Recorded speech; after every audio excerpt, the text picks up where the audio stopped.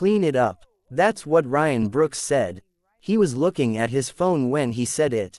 Didn't even glance up. He had just walked to the credenza, put one finger on the corner of the drink tray, the one the old cleaning woman had spent 20 minutes preparing. Looked at her with the flat, bored expression of a man who has never once been told no, and pushed. The glasses went one by one. Orange juice, coffee, sparkling water. The sound was spectacular. 4 full seconds of breaking and splashing. And when it was done, Ryan Brooks looked at the lake of liquid spreading across the floor of the boardroom and said to nobody in particular, "Clean it up." And went back to his phone. 10 executives in that room. Not one of them said a word. The old woman in the gray uniform walked to the supply closet, came back with a mop, and started cleaning. Her name was Elena Voss Kane. She owned the building. She owned the company. She owned Ryan Brooks's salary, his equity, his parking spot, and the phone he was staring at instead of her. But they didn't know that yet. Now, let's go back to exactly where it all started. Elena had been in the building for 6 weeks. Not as the CEO, as Lila Torres, gray uniform, rubber soles, mop cart, the whole thing. She had arranged it through a staffing agency, filed the paperwork under a different name, and shown up at 6 a.m. on a Monday morning like every other contract cleaner. Nobody had looked twice at her. Nobody ever looked at the cleaning staff. That was exactly why she was there. 2 months before, her assistant had shown her a printout of an internal message. A Slack conversation between Ryan Brooks, VP of Product, and Layla Singh, the CFO, sent 11 days after Elena's routine heart procedure. The message said, "If the old woman goes on medical leave again, we move then." Elena had read it once, put it face down on her desk, sat quietly for about 90 seconds, then picked up the phone and made 2 calls, one to her attorney and one to a woman named Paula, who ran a staffing agency in Queens. "I need a cleaning placement," Elena had said. "In my own building under a different name." Paula had said, "Elena, you are completely out of your mind." Elena had said, "Monday morning, Paula." In 6 weeks, she had learned more about her company than in 3 years of board meetings. She had seen which managers treated the cafeteria staff like furniture. She had watched morning after morning how the building changed when the people in expensive suits went home. She had been waiting for the right moment. Today was the day. The leadership summit started at 9. Elena had been in the boardroom since 6:45.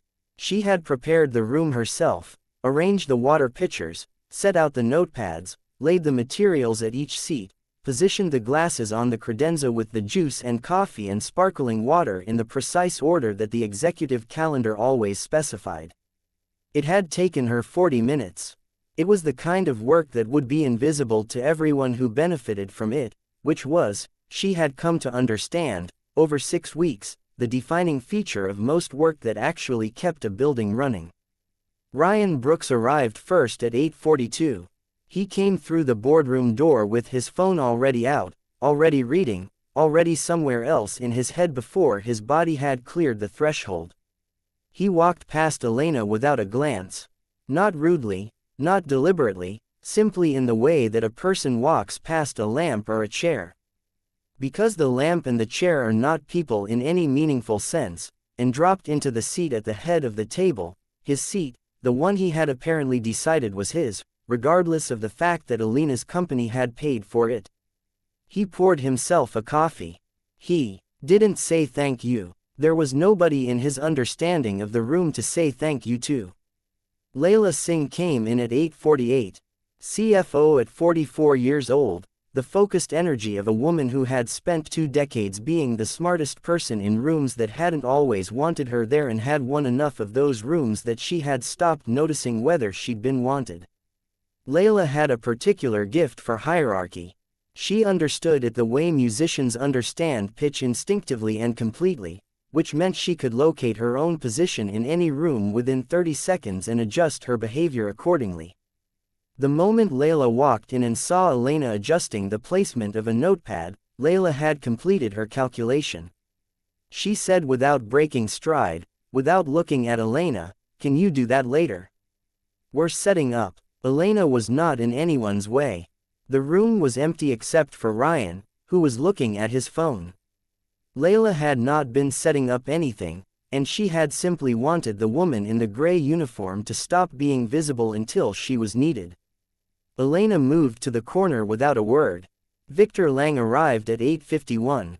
Chief Revenue Officer, 52 years old, broad, loud the way men are loud when they have never once suffered a social consequence for their volume.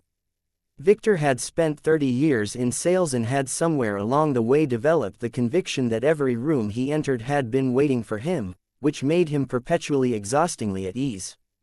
Victor dropped his laptop bag on the table hard enough to rattle every glass Elena had just placed. Then surveyed the damage without apology, picked up the decaf carafe, held it out toward Elena without looking at her the way you extend something toward a valet, toward a surface, toward a function rather than a person, and said, "Get rid of this. Real coffee only." Elena took the carafe. She already had the regular coffee ready. She swapped them, placed the decaf in the cabinet. Victor was already talking to Ryan about something she wasn't listening to because Victor was already done with her. Then came Mia Chen, Chief People Officer. Elena had thought about Mia a great deal over the past 6 weeks because Mia was the most interesting case in the building. Not the most harmful, Ryan held that title comfortably, but the most instructive. Mia Chen had a wall of awards in her office. Mia had given 3 conference talks this year alone, all on the subject of dignity and belonging in the workplace. There was a framed LinkedIn post on her desk, her own post framed, which told you something, that had received 14,000 likes. It was about the importance of seeing every employee as a full human being. Mia had printed it and framed it and put it on her desk where she could see it every day. Elena had dusted it 4 times. The remaining 6 executives filtered in between 8:55 and 9. The room filled. Someone made a joke Elena didn't catch. People laughed. The pleasant pre-meeting hum of powerful people warming up. Elena stood at her station by the credenza. Out of the way, available. Invisible. She had become very good at invisible. The meeting didn't start right at 9. There were 10 minutes of the kind of pre-meeting socializing that people in expensive suits call networking, and people who watch it from the corner of a room call performance. Thus, during those 10 minutes, Elena learned a great deal. She learned that Ryan had been to the Maldives the previous weekend, which he mentioned twice. She learned that Layla had just closed a financing round that she described as extremely elegant, which seemed to mean it had involved making something complicated look simple, a skill Layla was evidently proud of. She learned that Victor Lang had opinions about the coffee. Not the decaf issue, a separate coffee issue, something about the temperature, which he shared with anyone who would listen, and several people who had stopped listening. What she also learned in those 10 minutes was that not one of those 3 people acknowledged her presence once. Not a glance, not an accidental moment of eye contact, not the reflex that most humans have most of the time of briefly registering another person's existence when they move through the same room. Elena refilled the water pitcher. She straightened a notepad that had been knocked askew when Victor put his bag down. She moved around the edges of the room doing the small adjustments that kept the space functional. And the executives talked and laughed and worked around her as if the room were self-maintaining, as if the water filled itself, as if the chairs arranged themselves. Elena had thought when she started this that being invisible would be the hard part. She had been wrong. Being invisible was easy. The hard part was watching what people did when they thought they were unobserved and understanding that this casual, reflexive, entirely unconscious eraser of another person's existence was not the exception. It was the rule. It was what happened every day in buildings all over the world to the people who made those buildings work.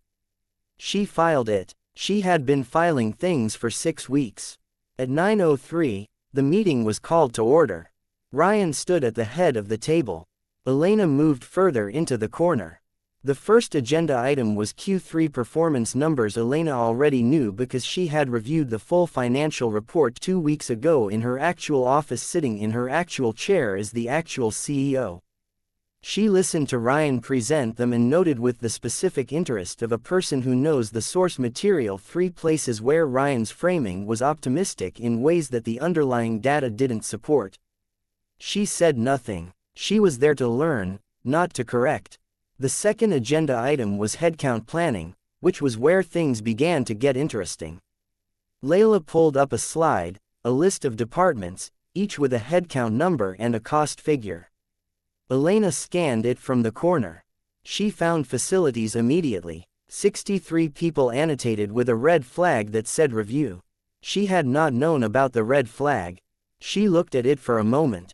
Then she looked at Layla, who was talking about optimization opportunities with the clinical bloodless efficiency of a person for whom a human being and a number occupied the same category. Facilities as flagged, Ryan said, interrupting. Let's come back to that. I have a specific proposal.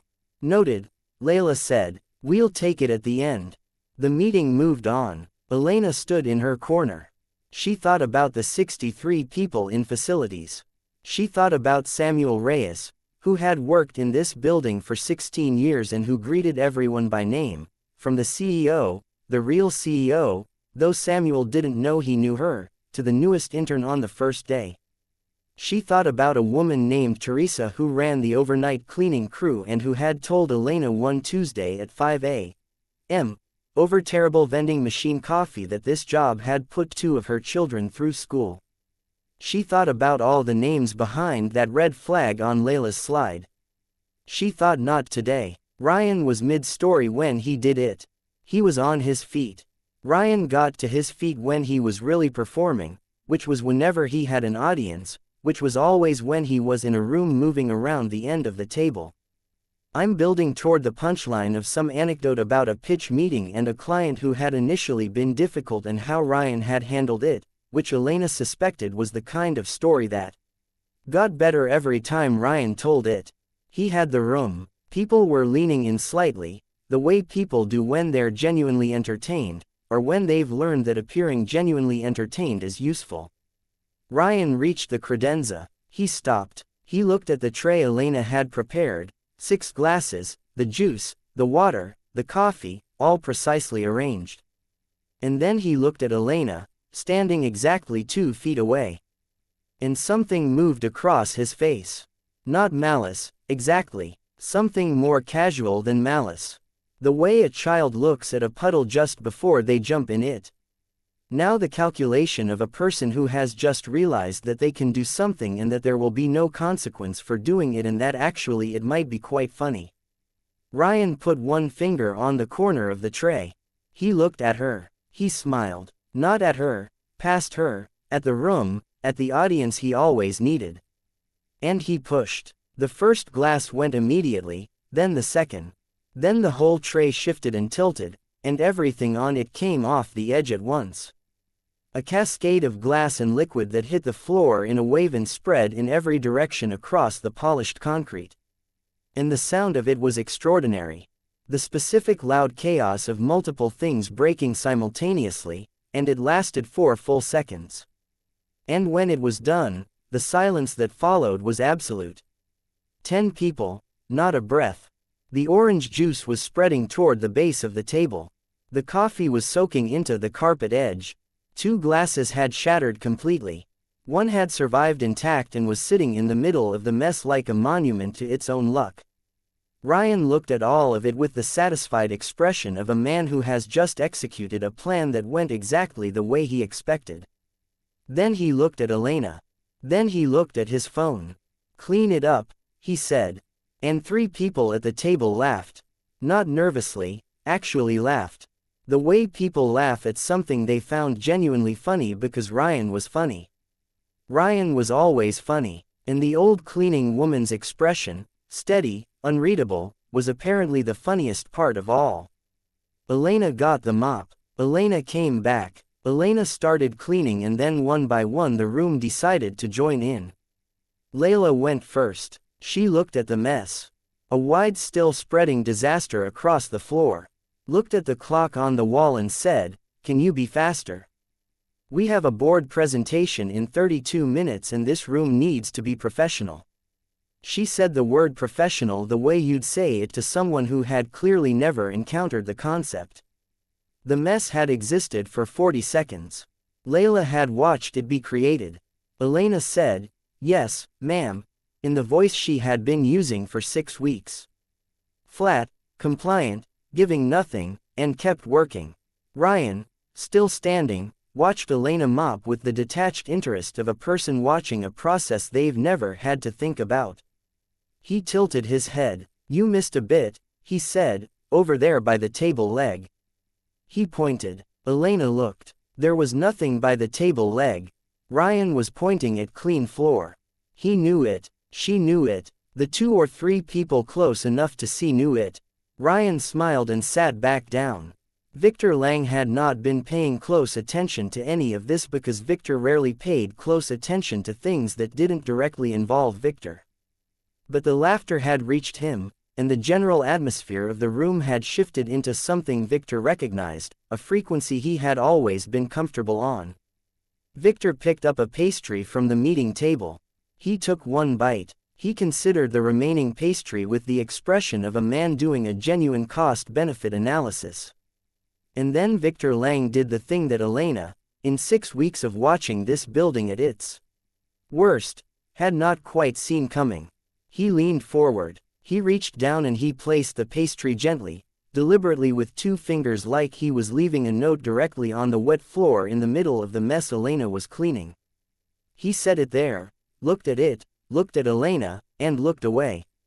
Adding to the catastrophe with the casual authority of a man who had never once in 52 years had to think about what it meant to create mess for another person to manage. "Victor." Mia Chen's voice. Elena looked up. Something tightened in her chest. Not hope exactly, but the precursor to it. The room went quiet. Mia had the floor. Mia with her awards and her LinkedIn post and her 3 conference talks about dignity. "Have you seen the deck for the brand section?" Mia said. "I need to check the Q4 projections before we start that segment." That was it. That was the whole sentence. Elena looked at Mia for a moment. Mia was already looking at her laptop. The precursor to hope dissolved. Elena picked up the pastry from the wet floor, put it in the waste bin, and kept mopping. Ryan, watching Elena work, appeared to have a thought. He leaned back in his chair with the comfortable posture of a man having a good morning. "Can I ask you something?" he said, not to the room specifically, not to Elena specifically, to the air, the way people speak when they want to be overheard. "How long does it take to learn to do that?" He was looking at Elena. Like not the mopping specifically, any of it. The cleaning, the setup, all of it. "How long is the training?" Elena kept working. "Couple of days," she said. "Depending on the building." "Couple of days," Ryan repeated, nodding slowly, the nod of a man who has just had something confirmed. He looked at Layla. "I keep thinking about the facilities contract. 60,000 a month, right? For," he gestured at Elena, "at the mop, at the room." "This." He said this the way you'd say it, pointing at something of questionable value. 2 days of training, 60,000 a month. I feel like we're fundamentally mispricing this service. The contract's actually 63, Layla said without looking up from her laptop. 63,000. Ryan shook his head with the expression of someone who has discovered a leak. 2 days of training. Layla, I want to put this on the agenda. Not the amount, the whole model. Whether we even need this in-house. There are vendors who do this for a third of the cost. Layla made a note, an actual note, on her actual legal pad. Elena watched the pen move. 63,000 a month was the contracted cost. Behind that number were the salaries of 27 people who cleaned this building every day. People who had mortgages and children, and 2 of whom Elena knew were taking night classes because they wanted something different for their futures. Layla wrote it down and underlined it and moved on. Elena finished the section of floor nearest the credenza. She moved to the coffee that had reached the carpet edge. She got down on one knee to reach it properly. "While you're down there," Victor said cheerfully, "there's something under my chair. Looks like a wrapper or something." Victor did not look under his chair to verify this. He did not move his chair to give Elena easier access. He simply gestured broadly in the direction of his chair and went back to his phone. Elena looked. There was no wrapper under Victor's chair. There was nothing under Victor's chair except the base of the chair. Elena stayed on her knee for a moment, looking at the clean floor under Victor Lang's chair. Then she stood up and moved on. Ryan was still talking. He had pivoted from the facilities contract to a broader point about operational efficiency that he was making to the table at large. And the table was engaging with it the way tables engage with things that the most senior person in the room introduces, with a mix of genuine interest, performed interest, and the careful strategic positioning of people who understand that agreeing with Ryan Brooks was historically a good career move. "The thing is," Ryan was saying, "every company at our stage has to make a choice about what they actually do and what they pay other people to do. And there's a category of work." He gestured again in Elena's direction. The gesture he kept using, the one that didn't quite point at her, but included her in its scope the way you include a piece of furniture. "That just doesn't need to be part of our cost structure. It's not that it's not valuable. Obviously, buildings need to be cleaned. I'm not a monster." He paused for the laugh. He got it. "I'm saying that the people who do it don't need to be our people. They can be someone else's people. We pay the contract. We get the service. We don't carry the overhead. Someone else's people." Elena had mopped the floor Ryan had just destroyed while he discussed whether the people like her deserved to be people in any meaningful organizational sense. She thought about Samuel again. 16 years. She thought about Teresa's kids in school. She thought about Rosa with her daughter at university and whether Rosa knew her scholarship might be gone by Q1. She thought enough. At 9:40, the meeting broke for a 15-minute catered breakfast. This was something Elena had not anticipated and which proved as the next 15 minutes unfolded to be the worst part of the morning. The catering team came in. 2 young people from the building's food service, a man named Javier and a woman named Luna. Both of whom Elena knew by name and neither of whom the executives appeared to know at all. And they set up a breakfast spread along the credenza. Eggs, pastries, fruit, the good coffee, the proper catering grade, not the boardroom machine. Javier and Luna moved efficiently, professionally, and invisibly, which was the performance the job required, and which they executed without apparent resentment. Because Javier and Luna were professionals, the executives descended on the food.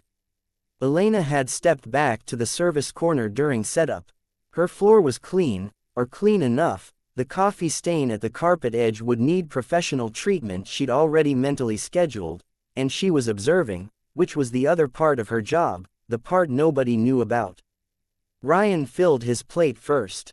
He picked up a serving spoon, scooped eggs, reconsidered, scooped more, and set the spoon back down in a position that managed to cross the scrambled eggs and the fruit salad simultaneously. He did not notice this. He moved to the pastries. He picked up one pastry with the tongs, put it down, picked up another with his bare hand, decided against it, and put it back on the platter. Elena watched Javier watching this happen from the corner of his eye with the expression of a man who has seen this before and will not be saying anything about it. Layla ate standing up, which communicated that she was too busy to fully commit to breakfast, which was a thing Layla did often, and which Elena had come to understand was not about hunger or schedules, but about identity. Layla was a person who ate standing up. That meant something in the language Layla spoke. Victor Lang took one of everything. He ate quickly and copiously and with the unself-conscious appetite of a man who had never once felt embarrassed about enjoying food, which Elena actually found more appealing than almost anything else Victor did. Because at least it was honest. Then Ryan looked at Elena. "Can you get me a coffee?" he said. There was a coffee station, 12 feet from where Ryan was standing. Ryan had walked past it to get his eggs. He was now asking the old cleaning woman who was standing in the service corner with a mop to get him a coffee from a station he had just walked past. Because she was there, because she was for that. Elena got him the coffee. She brought it over. She held it out. Ryan took it without looking at her and continued his conversation with Victor about a golf weekend they were apparently planning. Milk. Ryan said 3 sentences into the golf conversation. Not to Elena specifically, just into the air the way you'd press a button. Elena went back to the credenza. She got the milk. She brought it back. She held it out. Ryan poured some into his coffee, still talking to Victor, and handed the milk pitcher back to Elena without breaking the sentence he was in the middle of. Elena stood there for a moment, holding the milk pitcher, waiting to see if there was anything else. There wasn't. She put the milk back. Victor, watching this, apparently had an idea. While she's up, Victor said, setting down his plate, "Can you get me a water? Sparkling, if there is one." There was a sparkling water dispenser on the credenza. Victor was standing 5 feet from the credenza. Elena went to the credenza. She got the water. She brought it back. Victor took it. "Thanks, sweetheart," Victor said and went back to talking about golf. Sweetheart. Elena had run companies for 41 years. She had been called many things in 41 years. Formidable was the one she preferred, and it appeared in print often enough that she'd stopped noticing it. She had been called a visionary, a pioneer, a disruptor. She had been called, by people who were threatened by her, a great deal of other things that she had used as fuel. She had been called the wrong name, which happened to black women in professional settings with a frequency that had its own particular exhaustion attached to it. She had not, in any boardroom she had ever sat in, been called sweetheart. She filed it. She was getting a very full file. Layla, pouring herself a second coffee, glanced at Elena and said, "Can you wipe down the credenza? It's gotten messy." The credenza had gotten messy because 10 executives had just descended on it for breakfast. The mess on the credenza was not Elena's. Elena got a cloth and wiped down the credenza. Mia Chen was standing near the window with her plate looking at her phone. She had not participated in any of what had just happened. She had also not objected to any of it, which Elena had observed was Mia's consistent position, adjacent to events, never complicit in them, never opposing them either. Mia Chen existed in a permanent state of high-minded proximity to bad behavior. Close enough to have good information about it, far enough to maintain technical innocence. Elena thought about Mia's framed LinkedIn post. She thought about the word dignity. She thought about the gap, the specific, measurable, devastating gap between what people said they believed and what they did when believing it cost them something. Then Victor Lang, finishing his water, looked at the glass in his hand, looked at the credenza Elena had just wiped down and set the glass on the floor next to his chair. Not on the table, not on the credenza. On the floor. He set it on the floor and walked back to the breakfast spread for more eggs. Elena looked at the glass on the floor. She looked at the back of Victor Lang helping himself to more food. She looked at the room. 10 executives. Morning light, Manhattan below them. A glass on the floor because there was someone to pick it up and that was what she was for. She picked up the glass. She put it on the credenza. She went back to her corner. Ryan, back from refilling his own plate, sat down and looked at Elena with what appeared to be a newly arrived thought. "Hey," he said, "how long have you been doing this?" Elena looked at him. "This job? Yeah, cleaning. How long?" "Long enough," Elena said. Ryan nodded with the expression of a man confirming a theory. "It's a tough gig," he said in the voice of someone who has never for a single moment considered what a tough gig actually is. "Respect for it. Genuinely," he said, genuinely in the specific way that people say genuinely when they're about to say something that is not genuine. I think about it sometimes. The life choices that lead to." He gestured at her, at the uniform, at the mop in the corner. "You know this. He picked up his fork. Must be hard at your age. Still having to work like this. No judgment. Just. He trailed off. He'd said enough. He'd made his point. The life choices that lead to this. Elena Voss Kane, who had come to America from Ghana at 22 with $200 and a scholarship to MIT, who had founded a company at 30 in a garage with her own hands, who had built it to 22,000 people over 41 years through a sustained act of will and intelligence and refusal that would have broken most people in the first decade. Elena stood in the corner of her own boardroom and looked at Ryan Brooks talking about the life choices that lead to this. She said, "Yes, it's a living." Ryan nodded again, turned back to his food. Done with her. The meeting resumed at 9:55. Ryan stood back up. "So," he said, clicking to a new slide. "Facilities. I've been sitting on this proposal for a few weeks, and I think today's the day to put it on the table." The slide appeared on the screen behind him. Elena from her corner could see it clearly. It was a restructuring plan. 40% reduction in facilities and support staff and 112 people outsourced to a vendor. The savings, Ryan said, were substantial. "When we look at this function," Ryan told the room, clicking to a breakdown, "we see a cost center that is by any objective analysis significantly overbuilt for what it delivers. We're paying for permanency in a function that doesn't require it. We're paying benefits, PTO, retirement contributions, for this." He clicked to a slide that showed the 112 people as a single red box. The box was labeled Cost Reduction Target. The work doesn't change. The cost drops by 60%. It's not complicated. Layla nodded. The vendor quotes are clean. I reviewed them last week. Victor said, "Love it." Victor always said, "Love it," when Layla said the quotes were clean because Victor understood that if the CFO was comfortable, maybe the risk was manageable. And Victor's relationship with risk was essentially that it was other people's problem. Mia said, "We'd need to be thoughtful about the messaging. Not these are real people. Not some of them have been here for 16 years. Not one of them told me last month that her youngest just got into university." Thoughtful about the messaging, as if the thing that needed managing was not the harm itself, but the story told about it afterward. Elena looked at the red box. She thought about Samuel. She thought about Teresa. She thought about Rosa with her daughter.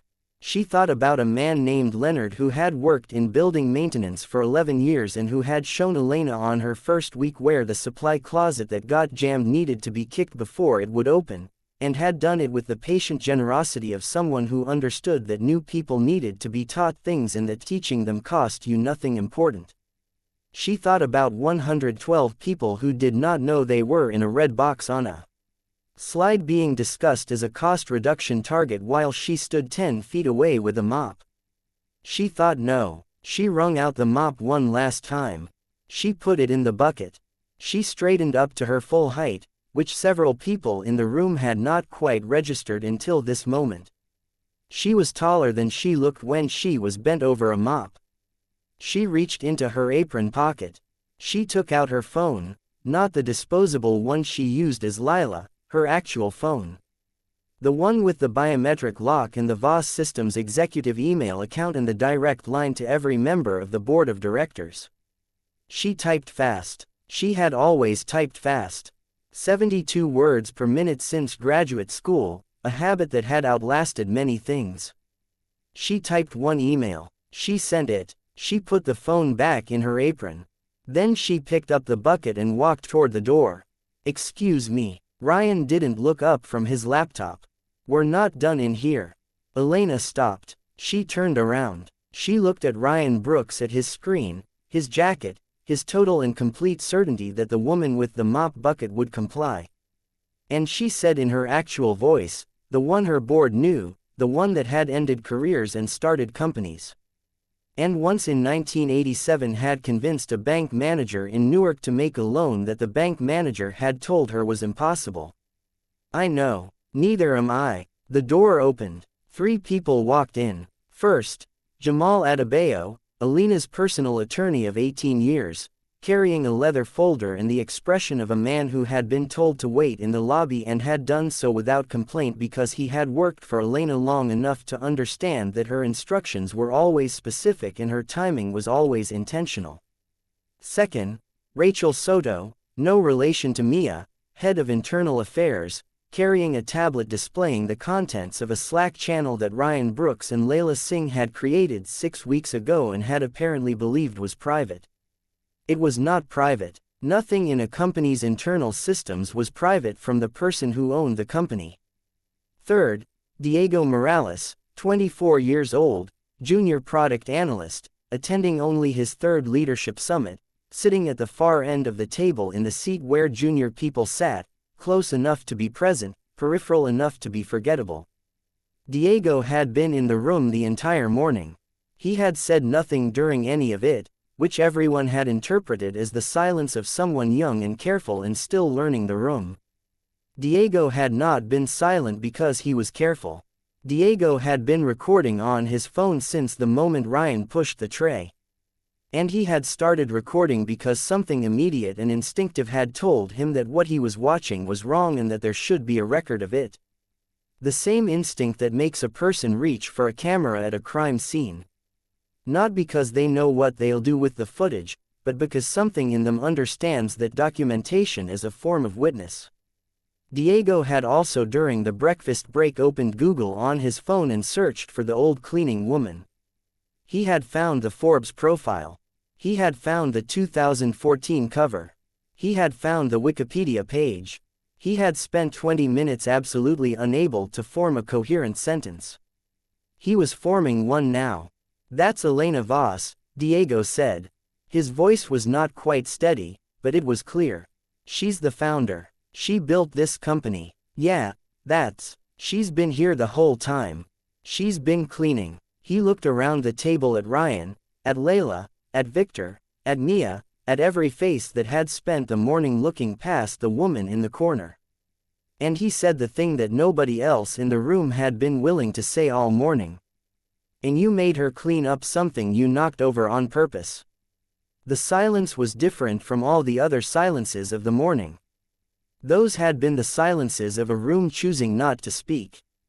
This was the silence of a room that had lost the ability. Elena reached into her apron. She set 2 things on the credenza. The same credenza, the one where the tray had been, the one Ryan had pushed. Her building access card, the real one, the one that opened every floor in the building, including the ones the executives in this room had never thought to wonder about, and the gray cleaning cap. She looked at the room. "I have been in this building for 6 weeks, she said. "I have cleaned your offices. I have emptied your bins. I have made your coffee and wiped your tables and picked things up off the floor that were placed there by adults who knew exactly what they were doing." She didn't raise her voice. She had never needed to raise her voice. "I have also watched carefully every day how each of you behaves when you believe nobody important is watching. And I want to be clear about something because I think it matters. You were wrong about that. Somebody important was always watching. In this case, it was me." She opened the folder Jamal handed her. Ryan. Ryan was looking at her now fully, completely with a total attention he had refused to give her all morning. His face had done something complicated. The collapse of a man who has just understood that the story he told himself about himself, the one where he was sharp and strategic and always one step ahead, was wrong. He was not one step ahead. He had not been one step ahead for 6 weeks. "You pushed a tray of drinks onto my floor and told me to clean it up because you decided I was nobody," Elena said. "You discussed eliminating 112 jobs and called the people who hold those jobs a cost reduction target. You did both of these things in the same morning without, I suspect, noticing any connection between them. But the connection is this. A person who looks at another human being and sees something to push things onto, and a person who looks at 112 people and sees a red box on a slide. That is the same person, Ryan. That is one failure wearing 2 different faces." She looked at him steadily. "You are terminated. Effective this moment. Your restructuring plan is cancelled. The board received my recommendation 22 minutes ago and it has already been voted down. Security is outside. Ryan said. Elena, you have to understand. I didn't know. Elena, she said, my name is Elena, and I know you didn't know. That is the entire problem. That is the only problem. You didn't know, so you decided I was nobody.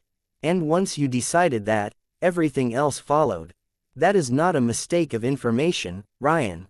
That is a mistake of character. She moved on. Layla's jaw was set. Layla was the kind of person who, when cornered, became very precise and very still, which she had found over the years was frequently mistaken for composure. It was not composure. It was calculation. You told me to clean faster 40 seconds after the mess was made, Elena said. You sat in this room and watched someone be publicly humiliated and said nothing. You wrote down a note about the facility's contract while Ryan was talking about eliminating 27 people's livelihoods as an efficiency play.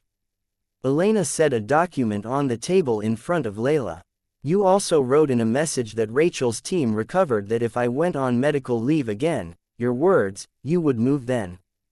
The board will be reviewing what move then meant in detail, but they won't be reviewing it with you because you are terminated.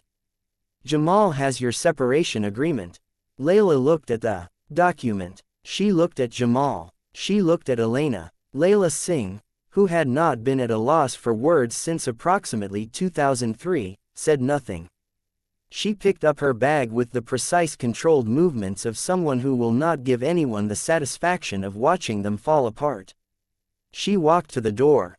She left. Elena turned to Victor. Victor Lang had the expression of a man who knows the verdict and is waiting to hear it read.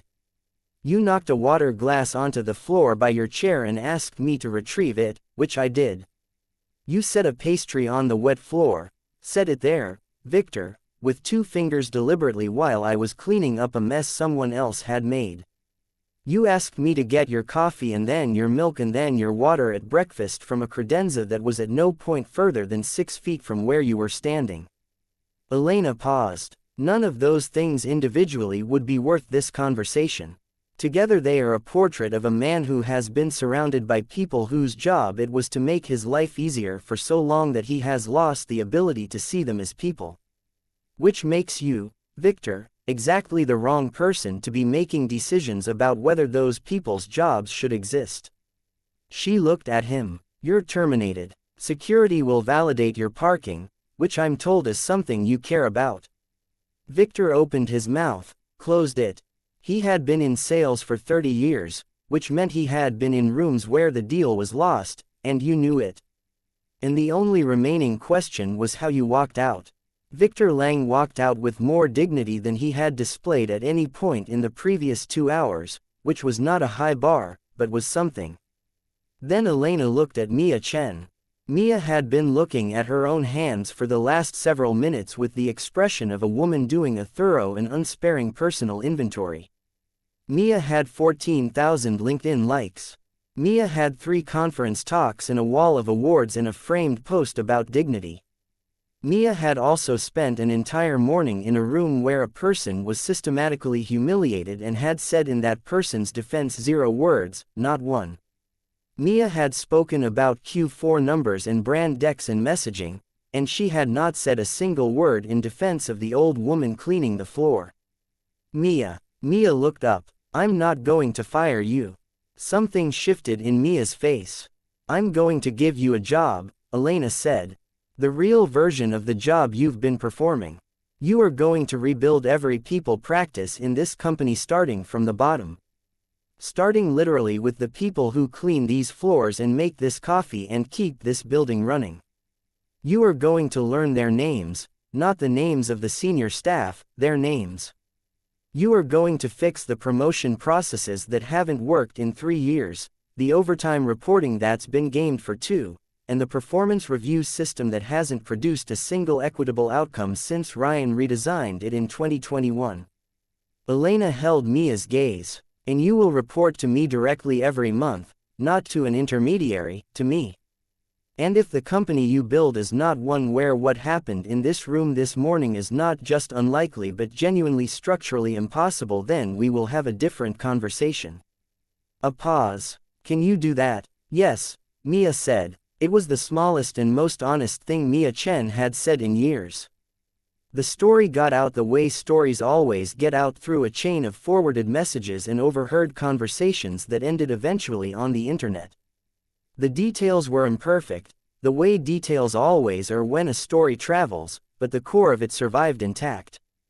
A billionaire had cleaned her own boardroom for 6 weeks and watched what happened. The response was what Elena had expected. Some people found it inspiring, some found it strange.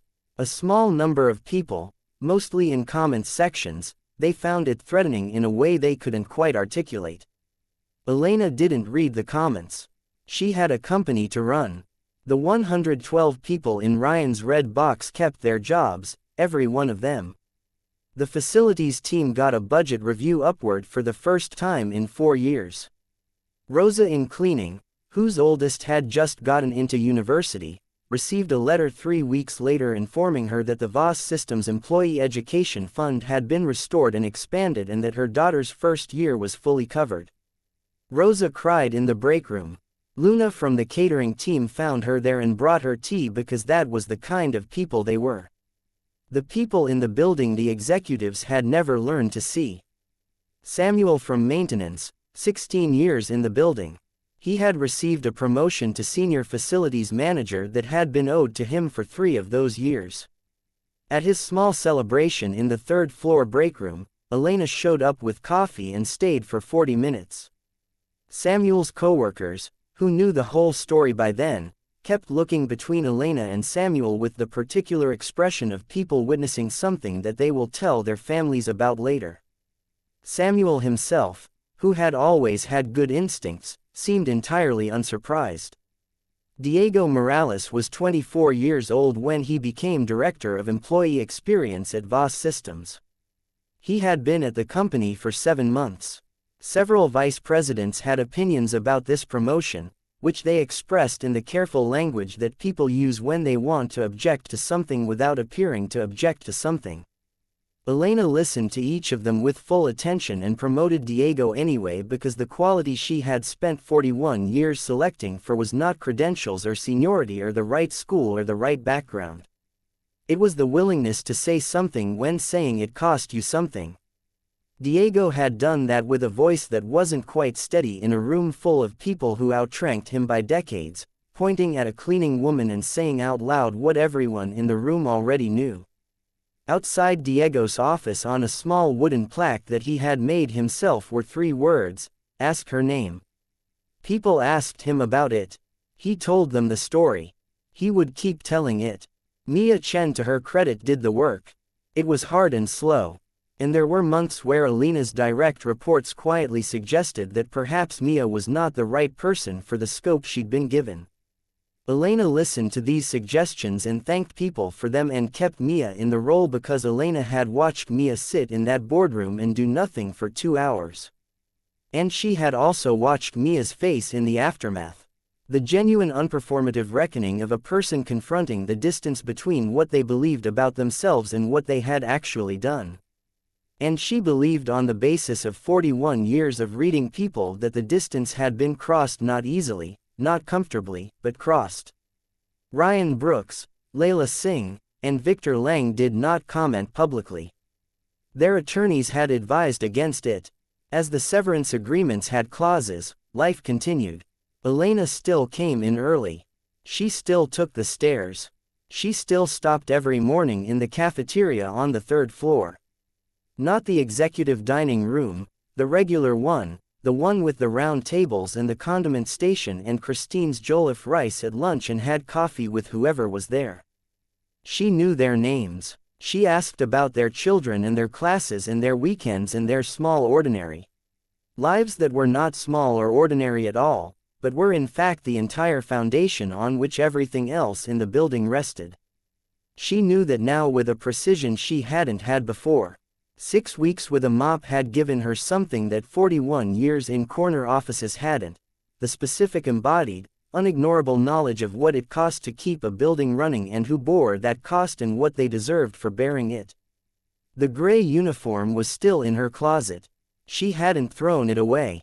On the days when the board was difficult or a deal fell apart or someone in a meeting said something that reminded her of Ryan Brooks's finger on that tray, she sometimes went and looked at it. Just looked. It was a reminder of what she'd seen, of what she'd learned, of what happened when powerful people forgot that the people around them were people, of what happened when they remembered.